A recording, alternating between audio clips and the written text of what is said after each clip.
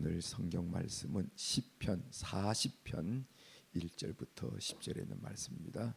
시편 40편 1절부터 10절에 있는 말씀.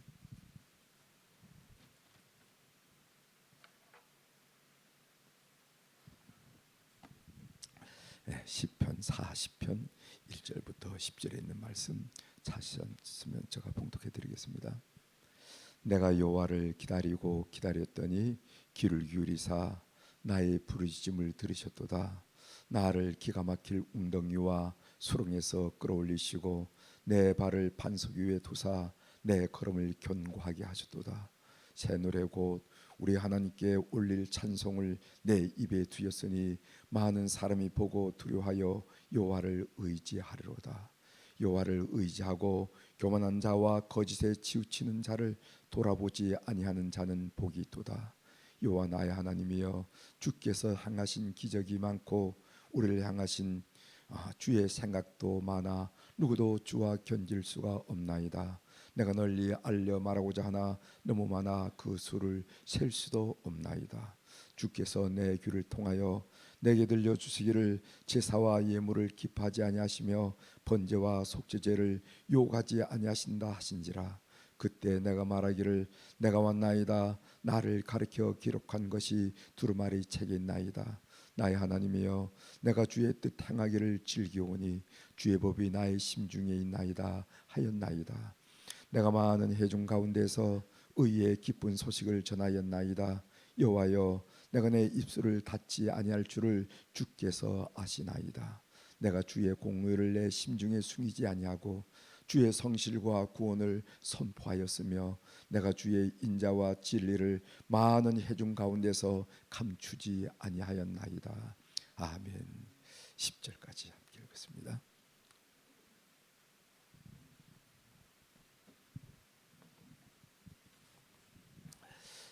오늘 우리가 읽은 시편 40편 1절부터 10절에 있는 말씀을 중심으로 주제를 우리를 향하신 주의 생각이 너무도 많습니다. 이런 주제로 같이 은혜를 나누고자 합니다. 우리를 향하신 주의 생각이 너무도 많습니다. 오늘 우리가 시편 40편을 읽었는데 이 시편 40편을 읽어보면은 1절서부터 10절까지는 감사시의 특징이 드러나 있고, 그리고 11절부터 이제 내일 우리가 묵상할 내용이죠. 11절부터 17절까지는 탄원시의 성격, 그 특징이 드러나 있는 것을 보게 됩니다. 오늘 이런 분석을 기초로 해서 시편 40편을 다음과 같이 세분해 볼 수가 있는데 1년 1절서부터 4절까지는 하나님이 나를 구원했다는 구원 회고가 나옵니다. 우리의 구원을 뒤돌아보고 생각하는 거, 구원 회고. 그 다음 2년 5절부터 10절까지는 구원 후의 삶의 고백. 그리고 또 3년 11절부터 17절까지는 새로운 구원을 위한 단원. 이렇게 해서 학자들에 따라서 1절부터 10절까지는 한 시고 또 11절부터 17절은 다른 시가 아닌가. 그래서 같이 묶어놨지 않았는가. 그렇게 하는 학자들도 있고 또 학자들은 아니다. 시편을 보면은 이렇게 감사시도 있고 탄원시도 같이 섞어져 있는 것도 많이 있기 때문에 그렇게 구별할 필요는 없다, 이렇게 이야기를 하고 있는 학자들도 있습니다. 자, 1년 구원 회고를 살펴보겠습니다. 이제 본문을 좀 살펴보겠습니다. 1절 보겠습니다. 1절. 내가 여호와를 기다리고 기다렸더니 귀를 기울이사 나의 부르짖음을 들으셨도다. 이렇게 고백합니다. 기다리고 기다렸더니, 이 표현은 시인이 기다린 시간이 긴 시간이었음을 우리가 나타내 주죠. 짧은 시간이 아니구나, 긴 시간, 오랜 동안 하나님께 기도한 시인이구나, 이런 것을 우리가 알 수가 있습니다. 이렇게 긴 시간 동안 기다릴 수 있었다는 것, 그 자체가 하나님을 진심으로 신뢰하고 있다, 이것을 우리에게 드러나는 거죠. 우리도 그렇죠. 기다리지 않는다, 기다리지 못한다, 이것은 그 사람을 신뢰하지 못한다는 거죠. 우리가 신뢰하지 못한다면은 처음에는 기도를 했다가 또 기다린 척 했다가 시간이 오래되면은 뭐 이래, 이렇게 해서 신앙생활을 포기하고 기도를 그만두고 이런 때가 많이 많이 있다는 겁니다. 목회를 하다 보면은요, 그런 경우가 많이 있어요. 그러나 오늘 이 시인은 기다리고 기다렸더니 이런 표현이 나온 것을 우리가 통해서 이분은 하나님을 진실로 신뢰하고 있구나 하는 것을 우리가 알 수가 있습니다. 하나님을 신뢰하기 때문에 응답받을 때까지 기도를 드렸다는 거예요. 여기 보면은 하반절에 보면은 귀를 기울이사 나의 부르짖음을 들으셨도다 하고 하나님의 응답을 고백하고 있는데, 여러분들 그 인디언의 기우제 이야기 여러분 잘 아시죠? 인디언들의 기우제 얘기. 인디언들이 기우제를 드리면은 반드시 비가 온다는 겁니다. 왜냐하면은 비가 올 때까지 기우제를 드리기 때문에 그렇다는 거예요. 예? 인디언들이 기우제를 드리면 반드시 비가 온다. 왜냐하면은 비가 올 때까지 기우제를 드리니까. 한 달도 좋고 두 달도 좋고 세 달도 좋고 그냥 비가 올 때까지 기우제를 드린다는 거예요. 우리의 기도도 하나님을 신뢰하고 응답받을 때까지 기도하는 그런 자세를 오늘 다시 한번 이 시인의 기도의 태도를 통해서 도전받고 또 훈련하고 그렇게 될 줄 믿습니다. 시인은 하나님의 구원이 어떻게 이루어지는지를 여러 가지 메타포를 사용해서 생생하게 표현하는데, 2절 한번 보세요. 2절 하나님이 나를 어떻게 구원했느냐 그 이야기를 메타포를 통해서 고백하고 있다는 것이죠. 2절 나를 기가 막힐 웅덩이와 수렁에서 끌어올리시고 내 발을 반석 위에 두사 내 걸음을 견고하게 하셨도다. 이렇게 고백해요. 신이 사용한 메타포라는 것은 여기 보면은 웅덩이와 수렁이란 단어, 그리고 반석이란 단어, 이스라엘 백성들이 경험하고 올 수 있는 그런 비유, 그런 언어들을 통해서 하나님이 나를 어떻게 구원했는지 드러낸다는 겁니다. 이 시인이 사용하고 있는 이 웅덩이와 수렁, 그건 여러분들이 잘 아실 줄 믿습니다. 이스라엘 백성들은 그 계절에 우리는 봄, 여름, 가을, 겨울 이렇게 4계절이 있지만은 이스라엘은요 우기와 건기가 나옵니다. 우기가 언제 시작하냐면은 한 11월부터 12월, 1월, 2월, 12월, 1월, 2월 우리가 동절기라 얘기하는 그때가 좀 우기예요. 우기. 그래서 우기가 시작할 때 비가 오면은 땅이 부스부석해서 밀을 뿌리가 됩니다. 그리고 한겨울을 지난 다음에 이제 우기가 끝날 때쯤 다시 한번 비가 부슬부슬 오는데 이것을 늦은 비라고 그래요. 그때 이제 싹이 올라온 그 밀들이 이제 여물기 시작하죠. 그래서 4, 5월 정도 돼서 밀을 추수한다는 거죠. 그래서 우리가 그때를 맥추절 이렇게 이야기하는 겁니다. 이 웅덩이와 수렁은 이스라엘 백성들이 우기 때 물을 저장하기 위해서 깊이 파놓은 우물이에요. 그래서 건기가 되면은 저장한 물을 다 사용하게 되고, 그렇게 되면 우물 바닥이 드러나게 되는데, 우물 바닥은 어떻게 되면은 발이 디디면 푹푹 꺼지는 수렁이 되고 만다는 겁니다. 그래서 웅덩이와 수렁, 이것을 이스라엘 백성들이 파놓은 우물로 이해하면 되실 겁니다.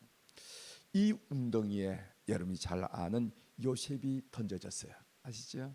요셉의 형제들이 우리가 어떻게 우리 형제를 죽일 수가 있느냐, 살든지 죽든지 그건 지가 알아서 하고, 그래서 그 요셉을 웅덩이에 던졌죠. 또 선자 예레미야가 웅덩이에 던져졌어요. 그래서 이 웅덩이의 특징은 뭐냐 하면은 자신의 힘으로는 탈출할 수 없고 누군가가 도와줘야만 구출될 수 있는 환경이 바로 웅덩이라는 거예요.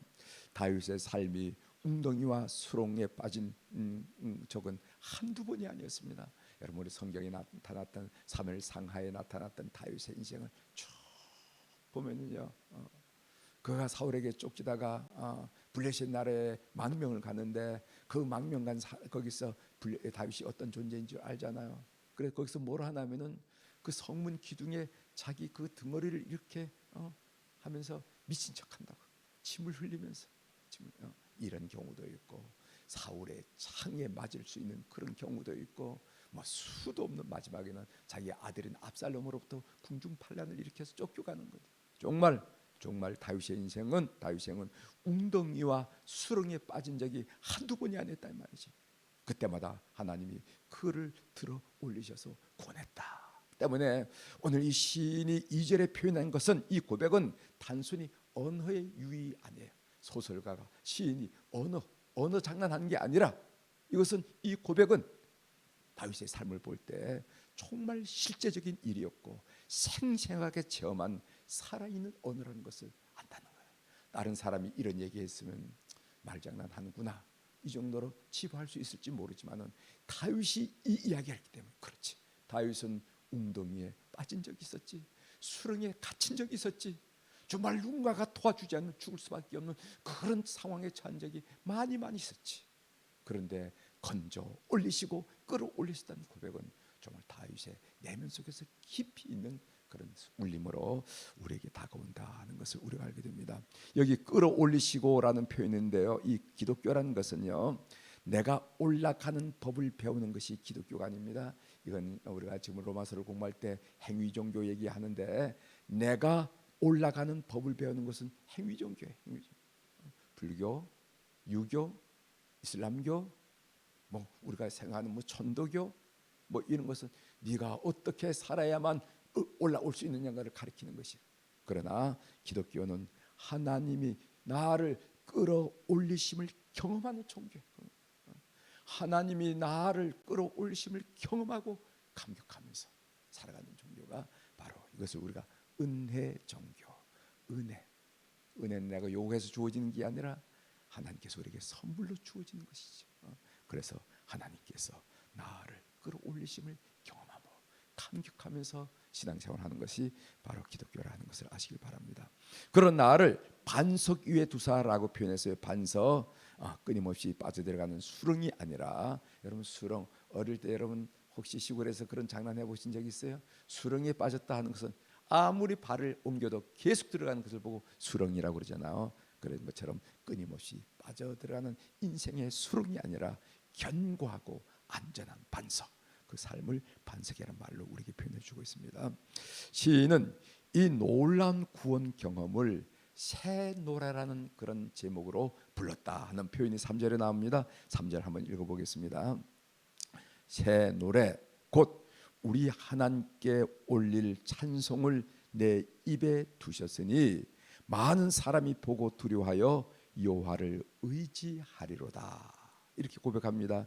여기 새 노래란 표현이 성경에는 자주 나와요. 몇 군데만 인용해 드리겠습니다.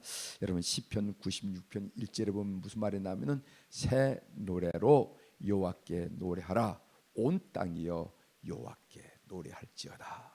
시편 98편 1절 새 노래로 여호와께 찬송하라, 그는 기이한 일을 행하사 그의 오른손과 거룩한 팔로 자기를 위하여 구원을 베푸셨음이로다 하면서 새 노래라는 단어가 나와요. 새 노래. 그럼 새 노래가 뭡니까? 근래 작곡한 노래를 새 노래라고 그러나요? 이 새 노래라는 두 가지 의미를 성경에서 우리에게 의미해 주고 있는데, 하나는 뭐냐면은 하나님의 베푸신 은혜가 늘 새롭게 경험되어서 고백하는 노래라는 거예요. 하나님 베푸신 은혜가 늘 새롭게 경험됐다는 겁니다. 여러분 예레미야 애가 3장 23절 22절 23절에 보면 이런 놀라운 고백이 나옵니다. 여호와의 인자와 긍휼이 무궁하심으로 우리가 진멸되지 아니함이니이다. 이것들이 아침마다 새로우니 주의 성실하심이 크시도소이다. 이렇게 고백해요. 이것들이 뭐냐면은 여호와의 인자와 긍휼, 내가 경험하고 내가 체험하고 내가 맛보는 여호와의 인자와 긍휼이 아침마다 새롭다. 아침마다 새롭다. 이것을 예레미야가 고백하는 것을 우리가 보게 됩니다. 지난주의 간증은 너무 오래된 간증이 되었고 날마다 새로운 하나님의 은혜를 맛보게 되는 것, 이것이 바로 새 노래 내용이 된다는 거예요.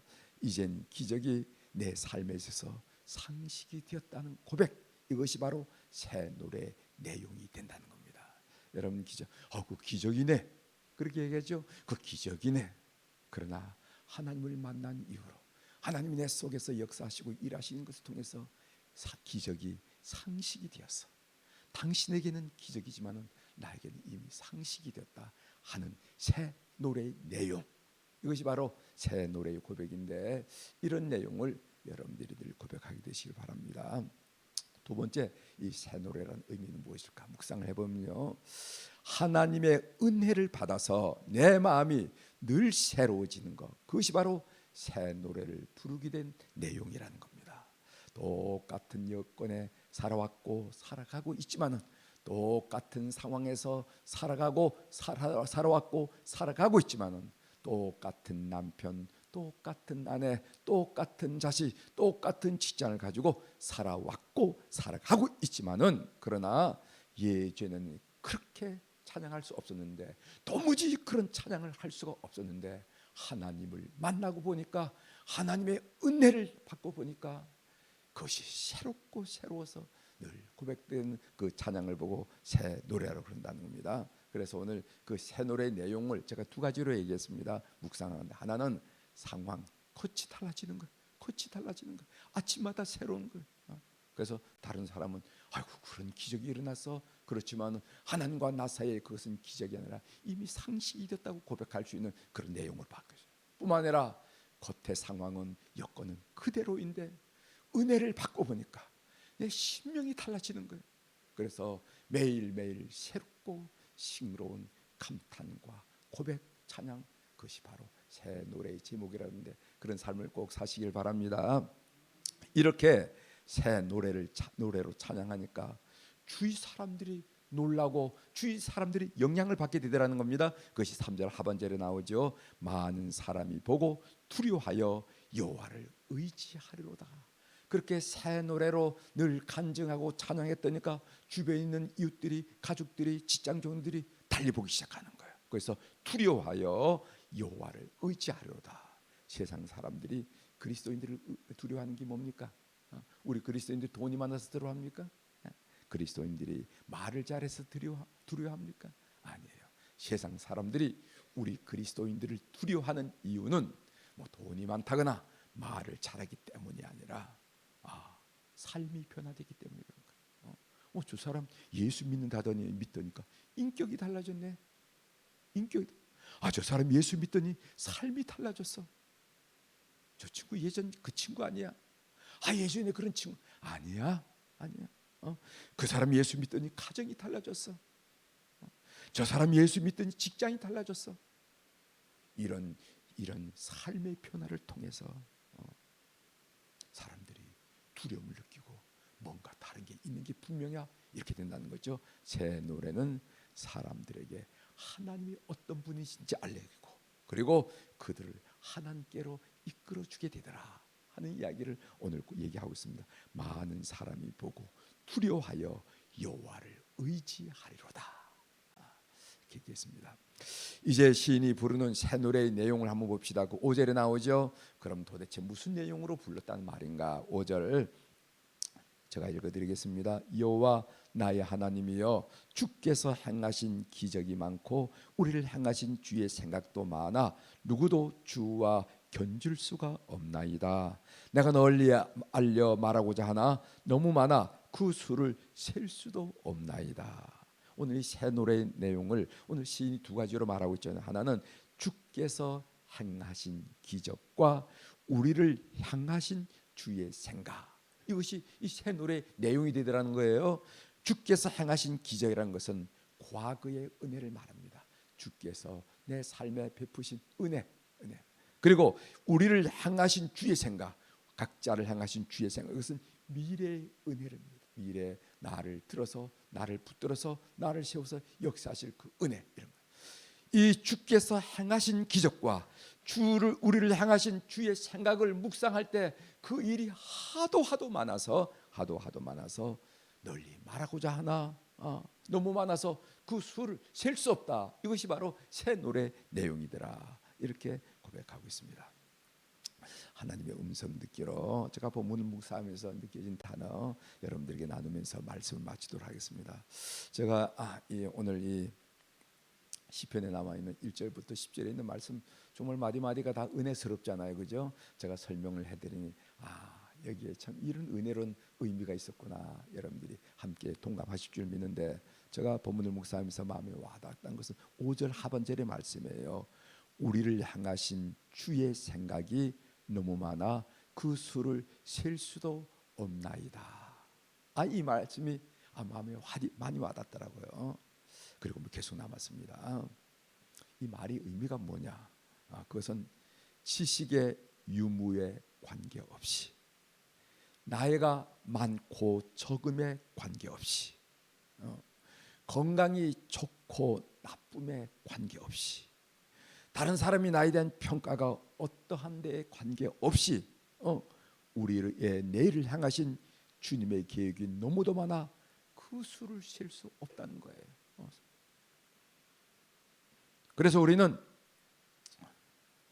조용히 살아온 날들을 잘 마무리 짓고 그럭저럭 나의 삶을 마감해야 되겠다라는 생각을 해서는 안 된다는 거예요.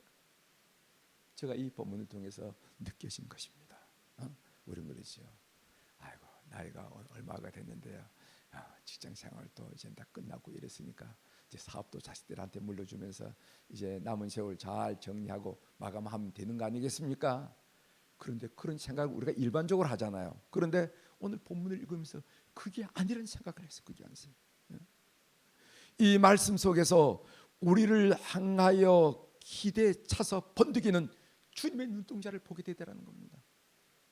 지식도 부족하죠. 나이도 많았죠. 건강도 예전처럼 같지 않습니다. 여러모로 환경이 부족합니다. 그럼에도 불구하고 우리 각자를 향해서 우리 주님께서 얼마나 많이 기대하는지 눈이 번득번득하는, 눈빛이 번득번득한다 이 말이지. 이런 시선을 우리가 예민해서 안 된다는 것을 오늘 본문이 이야기하고 있는 것을 제가 마음속으로 깊이 느꼈습니다. 사랑하는 교회 여러분, 아직까지 나에게 생명을 주셨다는 것은 하나님의 기대가 있다는 의미를 말한다는 것을 제가 누누이 여러분들에게 말씀드리는 거 아니겠어요?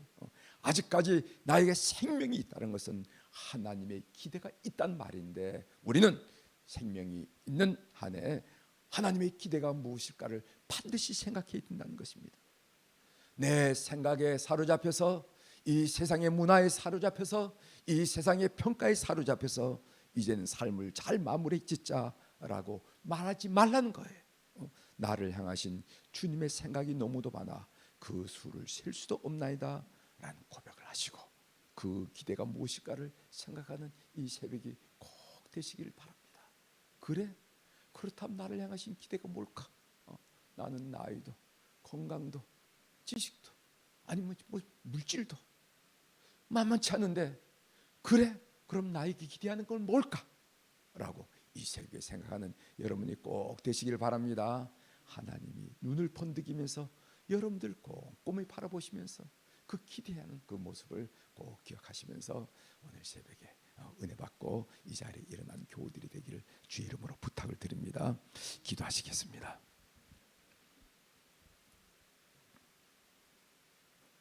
하나님 아버지, 오늘 다윗의 시편 40편을 우리가 묵상하면서 구절마다 단어마다 큰 은혜가 있음을 우리가 묵상 가운데 나누게 도와주시오니 감사합니다. 이것이 보통 무슨 문학가라든가 시인이 고백했다면은 그런 표현도 있구나, 참 좋구나 라고도 끝날 일이지만은, 그러나 기가 막힐 웅덩이와 기가 막힐 수렁을 온몸으로 경험했던 다윗의 이야기이기 때문에 이 언어가 예산말로 들리지 않고 우리 심령 속에 콕콕 박히는 것을 느끼게 됩니다. 오늘 다윗은 이렇게 고백합니다. 나를 향하신, 우리를 향하신 그 하나님의 생각이 너무너무 많아서 그 수를 다 셀 수도 없나이다, 이렇게 고백하면서 우리가 서로 도전하고 도전받고 했습니다. 하나님, 나이를 보나 더 가진 재산을 보나 이제까지 습득한 지식을 보나 건강으로 보나, 아이고 이제 정말 편안하게 삶을 잘 정리한 것이 내 목표라고, 기도의 제목이라고 이렇게 말할 수 있다 하지만은 하나님은 전혀 그렇게 생각하지 않는다는 것을 오늘 새롭게 느낄 수 있게 하신 거 감사합니다. 오늘 이 새벽에 그렇다면 하나님 저에게 무엇을 기대합니까? 되물으면서 하나님과 귀한 교제를 갖는 이 새벽이 되도록 은혜를 베풀어 주옵소서. 하나님 오늘 화요일입니다. 오늘은 안나 여선교회 회원들, 우리 모세 남선교회 회원들을 비롯한 우리 교회 어른들을 축복하면서 기도하게 하신 귀한 날 감사를 드립니다. 하나님 저들을 축복하여 주시옵소서. 젊은 날 세상의 유혹과 세상의 손짓이 적지 않았음에도 온전히 시간을 드리고 물질을 드리고 마음을 드리고 충성과 봉사를 했던 저들의 이 날들을 주께서 기억하여 주시고, 우리가 고백하듯이 한날의 마지막 저녁 노을이 그렇게 황홀하고 찬란하듯이 그들의 삶이 더 찬란해지고 황홀해지는 것을 온 가족이 고백하고 온 성도들이 고백하는 그런 삶으로 이끌어 주시옵소서.